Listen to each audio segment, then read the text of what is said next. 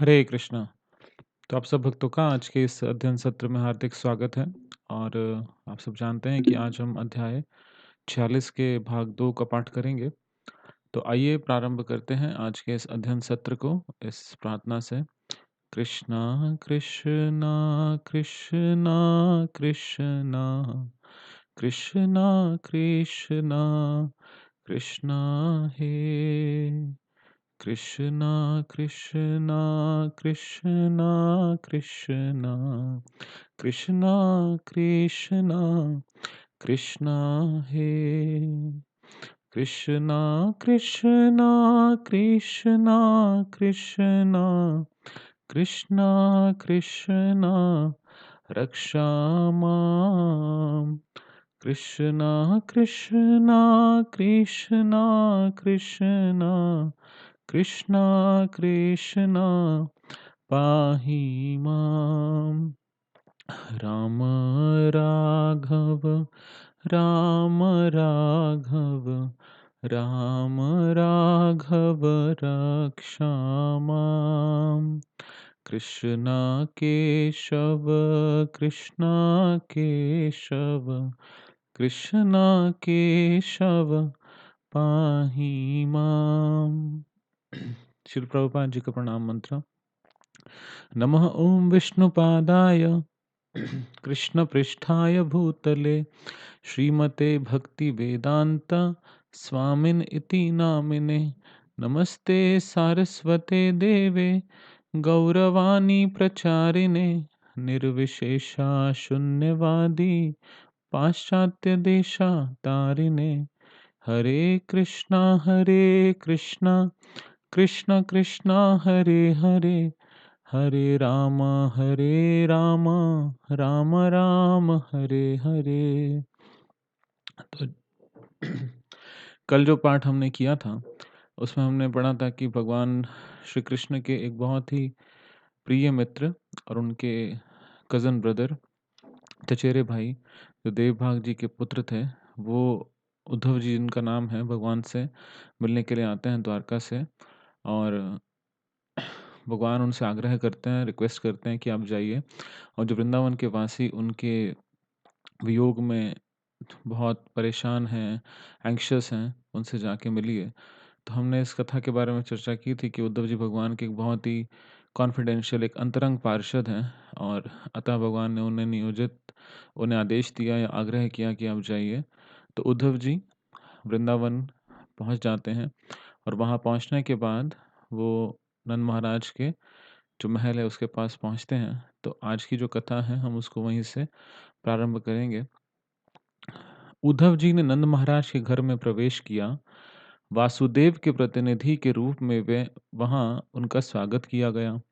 नंद महाराज ने उन्हें आसन दिया और श्री कृष्ण बलराम जी तथा मथुरा में रहने वाले परिवार के अन्य सदस्यों के संदेश के विषय में पूछने के लिए वह उनके पास बैठ गए। वे जानते थे कि उद्धव श्री कृष्ण के अत्यंत अंतरंग सखा हैं, अतएव वे शुभ संदेश लेकर ही आए होंगे। नंद महाराज ने कहा, प्रिय उद्धव, मेरे मित्र वसुदेव जी कैसे हैं? वे अब कंस के कारागृह से मुक्त हैं हो गए हैं और अब वे अपने मित्रों और अपने पुत्रों श्री कृष्ण और बलराम जी के साथ हैं। अतएव वे अत्यंत प्रसन्न होंगे। मुझे उनके और उनकी कुशलता के विषय में बताइए। तो नंद महाराज ने उनका सत्कार किया, उन्हें बिठाया और उनसे फिर पूछना प्रारंभ किया कि मथुरा में सब सकुशल है कि नहीं। तो सबसे पहले उन्होंने वसुदेव जी के बारे में पूछा। हम भी अत्यंत प्रसन्न हैं कि सर्वाधिक पापी असुर कंस की अब मृत्यु हो चुकी है। वह सदैव ही यदुवंश और उनके संबंधियों से द्वेष रखता था। अब उसके पाप कर्मों के कारण अपने सभी भाइयों सहित उसका संहार हो चुका है। कृपया अब हमें बताइए कि क्या श्री कृष्ण वृंदावन में रहने वाले अपने माता-पिता, सखाओं और साथियों का स्मरण करते हैं? क्या वे अपनी गौओं, अपनी गोपियों, अपने गोवर्धन पर्वत और अपनी वृंदावन की गोचर भूमि का स्मरण करते हैं? ऐसा तो नहीं है कि अब वे ये सब भूल गए हों? क्या श्री कृष्ण के अपने सखाओं और संबंधियों के पास लौटने की संभावना है, जिससे हम उन्नत नासिका और कमल नयनों वाले उनके सुंदर मुख के फिर दर्शन कर सकें? तो नंद महाराज अपना जो वास्तविक स्थिति है उनके हृदय की उसका बखान कर रहे हैं कि पूछ रहे हैं कि क्या हमारा जो श्याम सुंदर कृष्ण है, क्या हमें याद करता है? और क्या उसके वापस आने की कभी संभावना हो सकती है? हम सबको याद है कि किस प्रकार उन्होंने हमें दावानल से बचाया था और यमुना में रहने वाले कालिया नाग से भी उन्होंने हमारी किस प्रकार रक्षा की थी। अन्य अनेकानेक असुरों से भी हमारी रक्षा उन्होंने ही की थी। हम केवल यही विचार करते रहते हैं कि इतनी सारी भयानक स्थितियों में हम सबों को सुरक्षा प्रदान करने के लिए हम उनके कितने अधिक आभारी हैं।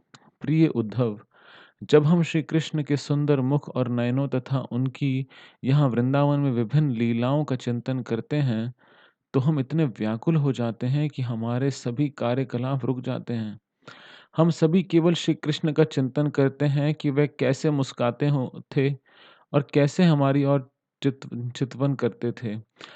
जब हम यमुना नदी अथवा वृंदावन के अन्य सरोवरों के तट पर जाते हैं अथवा गोवर्धन पर्वत या गोचर भूमि के निकट जाते हैं, तो अभी भी हमें वहाँ की धरती पर श्री कृष्ण के चरण चिन्हों के दर्शन होते हैं, क्योंकि वे उन स्थानों पर निरंतर जाते थे। अतः वहाँ पर क्रीड़ा करते हुए श्री कृष्ण का हमें अत्यधिक स्मरण हो आता है। जब हमारे मन में श्री कृष्ण का स्वरूप प्रकट हो जाता है, तब हम तत्काल उनके चिंतन में लीन हो जाते हैं। तो ये स्थिति जो है केवल नंद महाराज की नहीं, परंतु सभी वृंदावन वासियों की है। अब वो भगवान के बारे में और चिंतन करके और उनको उनका स्मरण हो रहा है।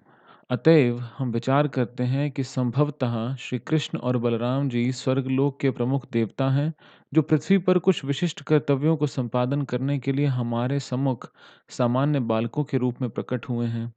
गर्ग मुनि ने भी श्री कृष्ण की जन्म कुंडली बनाते समय इस बात की भविष्यवाणी की थी।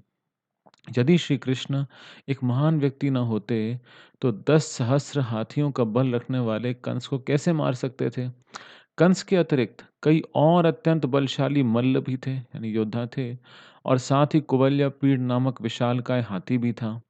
इन सब पशुओं और असुरों का श्री कृष्ण ने उसी प्रकार वध कर दिया, जैसे कोई सिंह एक साधारण पशु का वध करता है। यह कितना अद्भुत है कि 3 जुड़े हुए ताड़ के वृक्षों से निर्मित विशाल और भारी धनुष को श्री कृष्ण ने एक हाथ से उठा लिया और शीघ्रता से उसे तोड़ दिया।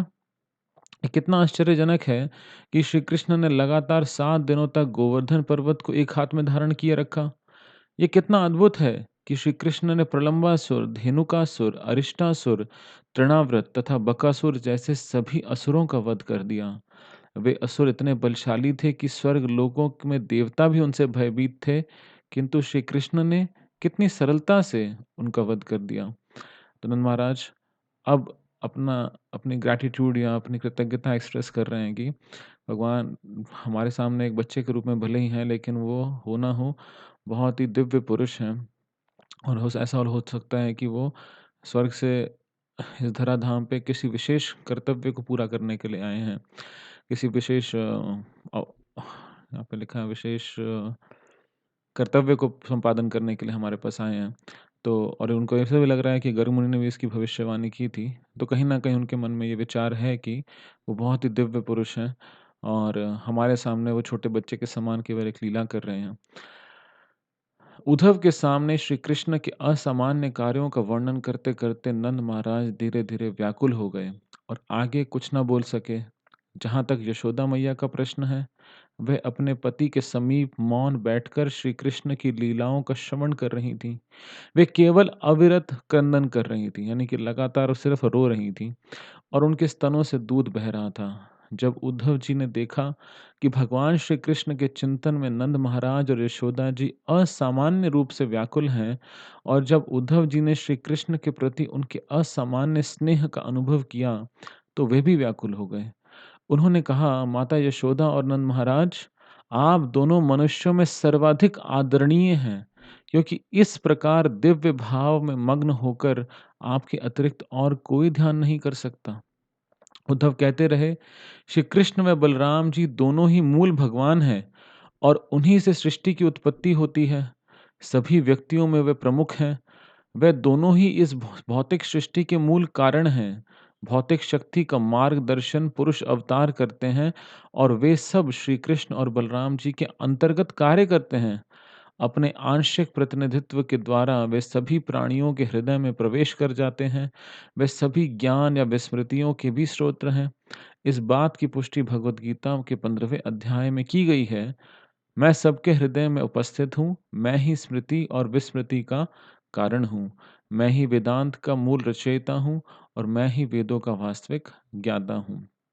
तो उद्धव जी जो हैं, अब नंद महाराज जो यशोदा माता को ग्लोरीफाई कर रहे हैं, उनका गुणगान कर रहे हैं कि आपके पास जो 2 बच्चे थे, वास्तविकता में कौन थे वो? वो तो मूल भगवान हैं और इतने जो पूरी सृष्टि के अंदर पुरुष अवतार हैं, वो उनके अंतर्गत काम करते हैं, उनके अंतर्गत कार्यरत हैं। और ना केवल ये, भगवान खुद गीता में इसकी पुष्टि कर रहे हैं कि मुझसे मैं सबके हृदय में विद्यमान हूँ और जो from me comes remembrance forgetfulness and intelligence, कि मुझसे ही स्मृति विस्मृति और ज्ञान का मैं स्रोत हूँ और सभी वेदों का रचयिता मैं हूँ और सब वेदों का ज्ञान भी मुझसे आता है। तो भगवान का जो उन्नत स्थिति है, उसको गुणगान करते हुए नंद महाराज यशोदा माता का गुणगान कर रहे हैं कि आप कितने, जितने भी सर्वश्रेष्ठ व्यक्ति हैं, उन सब में से आप कौन हो? आप उन सब के में सबसे आदरणीय हो। तो यदि मृत्यु के समय कोई क्षण भर भी अपने शुद्ध मन को श्री कृष्ण पर स्थिर कर ले, तो वह अपने भौतिक शरीर को त्याग कर मूल आध्यात्मिक शरीर को प्राप्त करने का अधिकारी बन जाता है। यह ठीक उसी प्रकार है जिस प्रकार सूर्य अपने पूर्ण प्रकाश में उदित होता है। इस प्रकार प्राण त्यागने के पश्चात वह तत्काल वैकुंठ लोक में प्रवेश करता है। यह कृष्ण भावनामृत के साधन का फल है। यदि हम मन व शरीर से स्वस्थ रहते हुए इस वर्तमान शरीर में पवित्र हरे कृष्ण महामंत्र का जप करते हुए कृष्ण भावनामृत का अभ्यास करें, तो पूर्ण संभावना है कि मृत्यु के समय हम अपना मन श्री कृष्ण पर केंद्रित करें। यदि हम ऐसा करें, तो निसंदेह हमारा जीवन सफल हो जाए।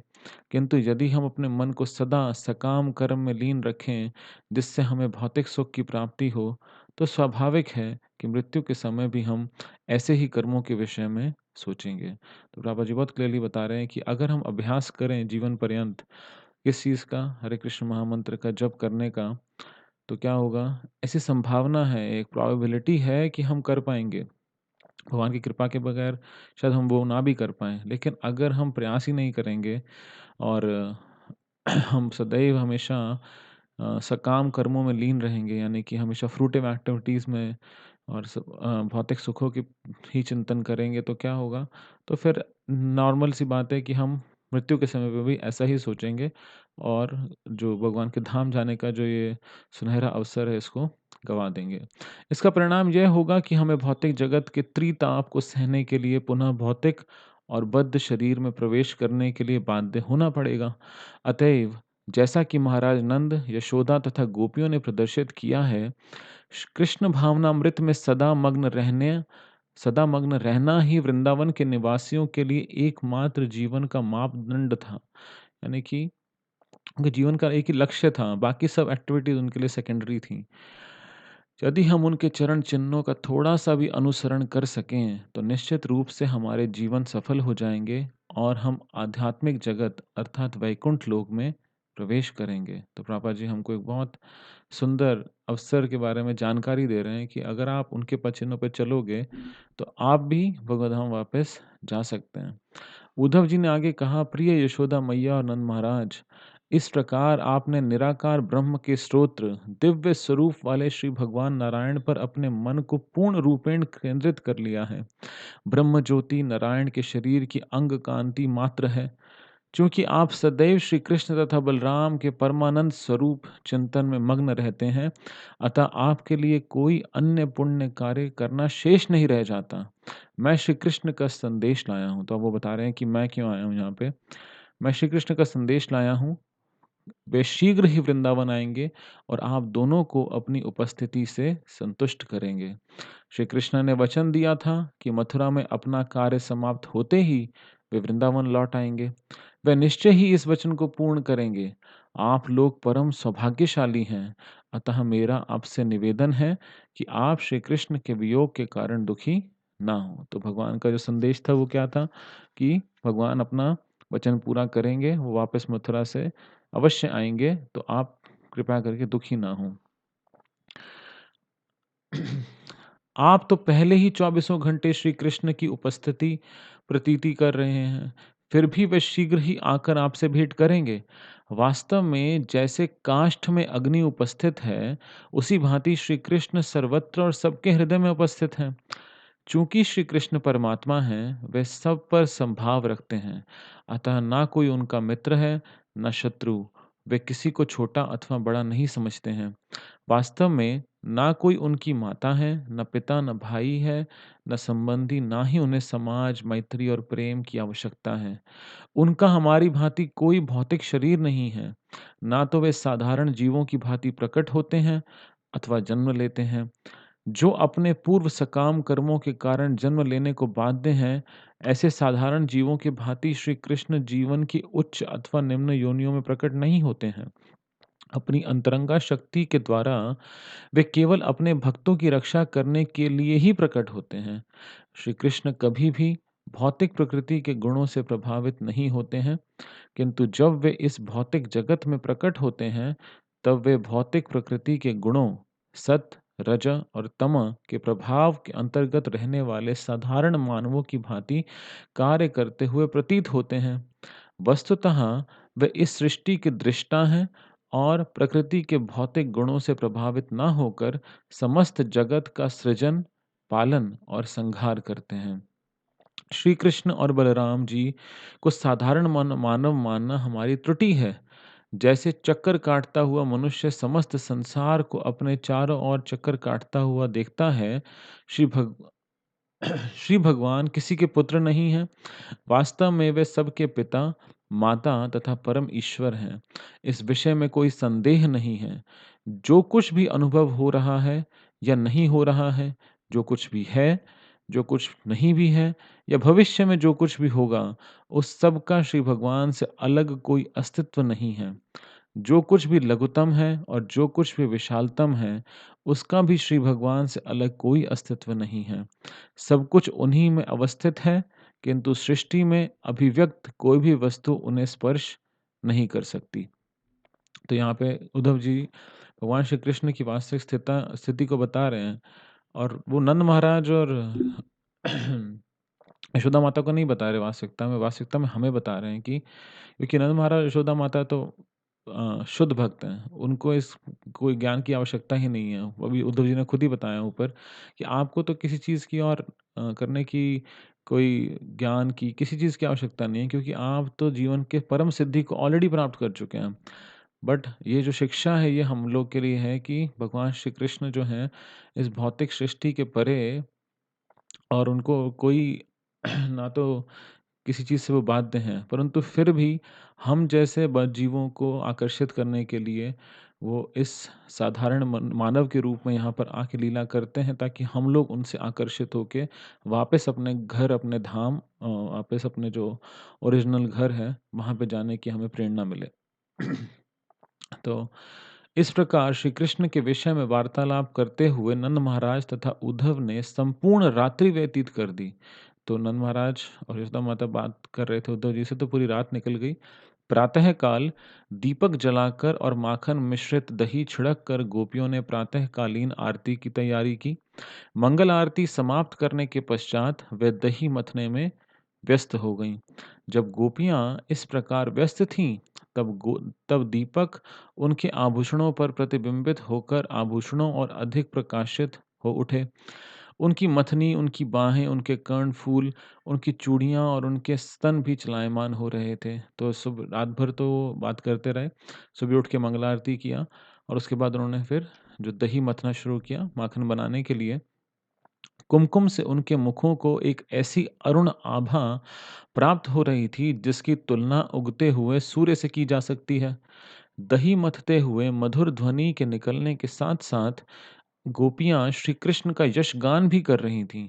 दोनों ध्वनियों की गूंज मिलकर आकाश तक जा रही थी और समस्त वातावरण को पावन कर रही थी। तो जब गोपियाँ दही मथ रही थी, तो उनकी चूड़ियों की आवाज़ और साथ-साथ वो क्या कर रही थी, भगवान श्री कृष्ण की लीलाओं को भी गा रही थी। तो ऐसा लग रहा था कि बहुत ही सुंदर एक ध्वनि उत्पन्न हो रही है और आकाश तक जा रही थी और सारे वातावरण को पवित्र कर रही थी। सूर्योदय के पश्चात सदा की भांति गोपियाँ नंद महाराज तथा यशोदा को प्रणाम करने आईं। तो जैसे सनराइज़ हुआ, ये वाली जो एक्टिविटी पूरी हुई, तो फिर वो गोपियाँ जो हैं सभी क्या हो वापस अ, रोज़ की तरह नंद महाराज और यशोदा माता से आशीर्वाद लेने के लिए आईं। किंतु जब उन्होंने उद्धव के स्वर्णिम रथ को द्वार पर खड़े देखा, तो वे परस्पर जिज्ञासा करने लगीं, वह रथ क्या है और किसका है? उनमें से कुछ ने प्रश्न किया कि क्या श्री कृष्ण को ले जाने वाले अक्रूर फिर लौट आए हैं?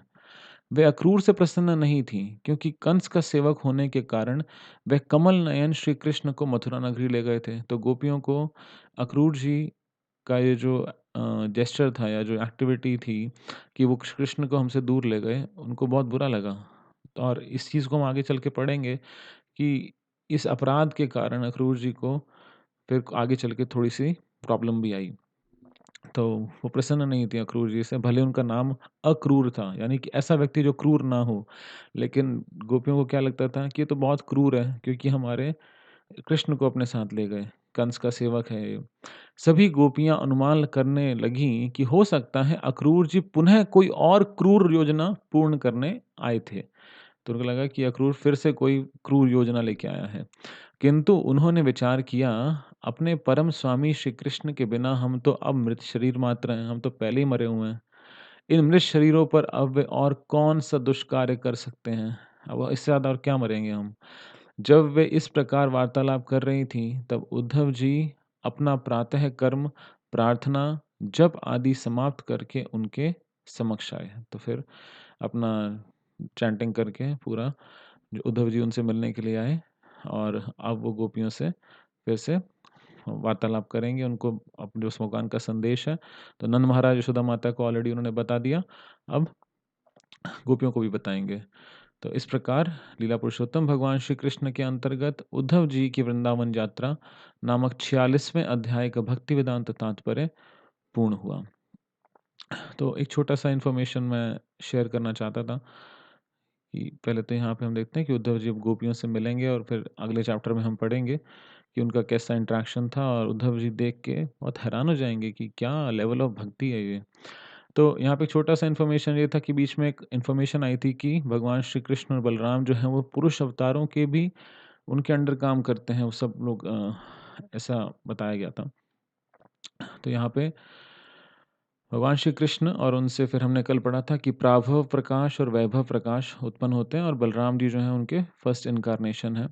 और फिर इसके बाद उनका जो पहला चतुर्व्यूह एक्सपेंशन होता है, या चतुर्व्यूह अवतार जिन्हें हम कहते हैं, वसुदेव, अनिरुद्ध, वसुदेव, संकर्षण, प्रद्युम्न, अनिरुद्ध।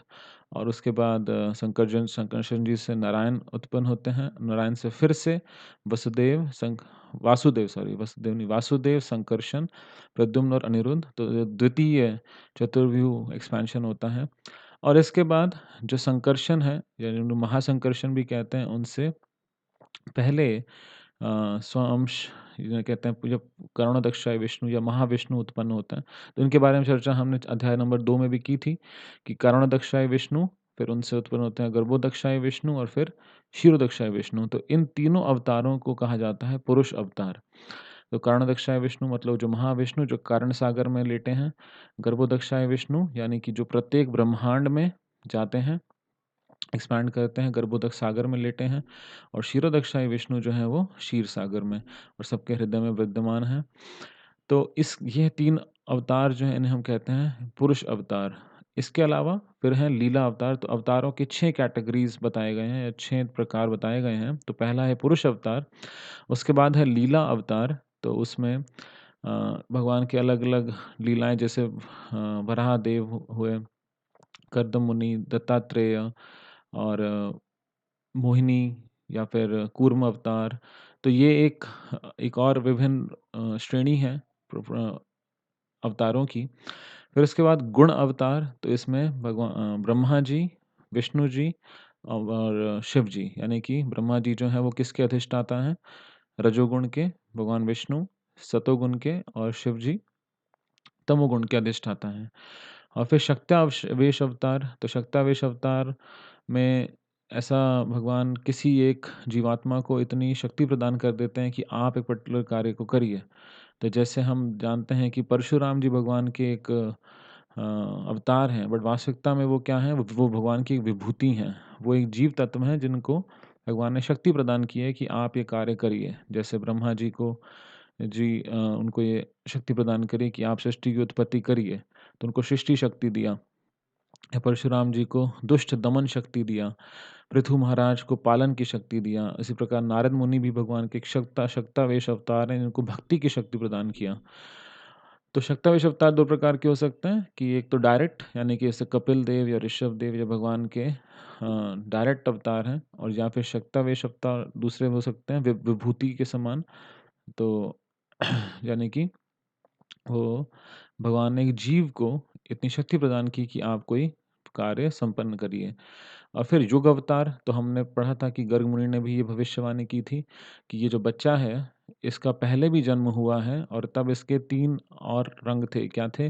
व्हाइट, रेड और येलो। तो एक्चुअली में क्या था कि सतयुग में भगवान व्हाइट शुक्ल वर्ण में यानी कि सफ़ेद रंग के रूप में आए थे। त्रेता युग में लाल रंग का लाल रंग का उनका शरीर था और फिर जो द्वापर युग में भगवान श्याम रूप में आए और भगवान श्री कृष्ण जो चौथा युग है यानी कि कलयुग में श्री चैतन्य महाप्रभु के रूप में आते हैं, तो उनका गौर वर्ण या फिर येलो कॉम्प्लेक्शन बताया गया है। तो ये युग अवतारी हैं, इसलिए हम कभी-कभी कहते हैं कि युग अवतारी गौर हरि। तो भगवान जो चैतन्य महाप्रभु हैं वो युग अवतार हैं। और जो थर्ड है जो लास्ट है वो है मनवंतर अवतार। तो प्रत्येक मनवंतर में जैसे ब्रह्मा जी का जो एक दिन है उसके अंदर 14 मनु होते हैं। तो प्रत्येक मनु के एक ब्रह्मा जी के एक दिन को कहा जाता है कल्प, जो 1000 चतुर्युग के बराबर होता है। और उसमें से प्रत्येक उस एक दिन में 14 मनु होते हैं और प्रत्येक मनु के जो ड्यूरेशन है उसे उन्हें एक उसमें अवतार आते हैं और उन्हें कहते हैं मनवंतर अवतार।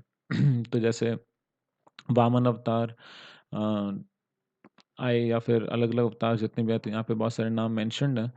तो ऐसा हो सकता है कि कुछ अवतार का नाम दोनों जगह आ रहा हो क्योंकि जो लीला अवतार हैं वो युग अवतार भी हो सकते हैं, मनवंतर अवतार भी हो सकते हैं। तो लेकिन ये एक बेसिकली एक श्रेणी है, एक डिवीज़न है कि कैसे अलग-अलग अवतार होते हैं।